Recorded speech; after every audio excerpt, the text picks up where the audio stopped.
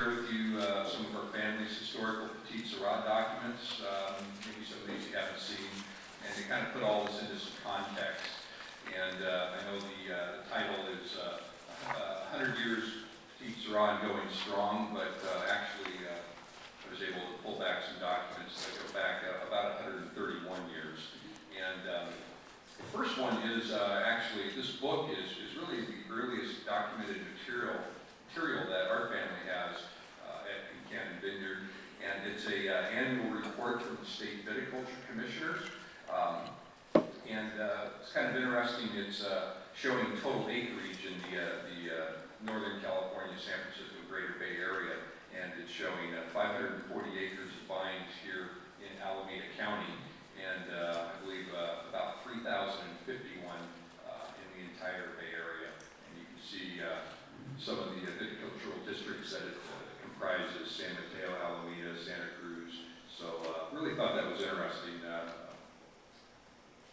And then we move on to 1883. It was kind of an auspicious year for our family. This is actually the copy of the land purchase agreement of 47 acres by James Concannon, my great-grandfather.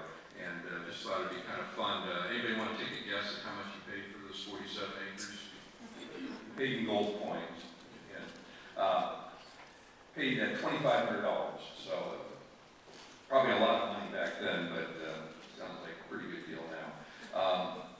And then we go to 1885. I pulled this from the historical documents that our historian is my mom, by the way. So we got these all spread out on the dining room table. But this is actually the Livermore paper had a listing. I thought it was interesting.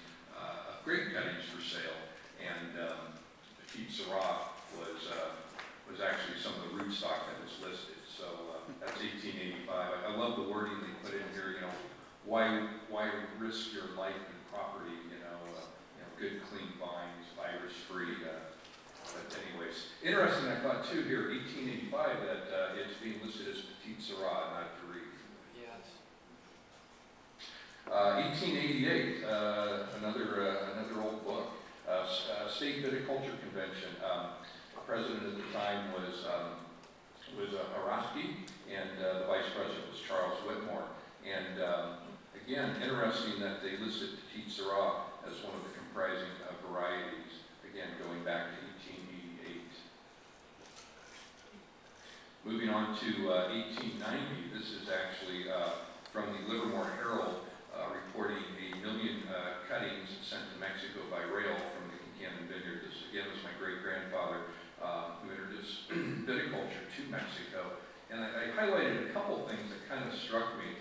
You know, the article is making note that, you know, he took great care, has been taken, that the vines be true to name and fresh and full of life when packed. You know, there were a lot of issues back then, and even some today, where you weren't getting what you thought you might be. And then the other thing that I highlighted that I thought was of interest, that it obtains them free of phylloxera and can be perfectly sure of their freshness and identity. So even back, in the late 1800s, we were starting to see those waves of phylloxera start to come in and diseases. So 1899. This one I pulled just because I thought it was really interesting.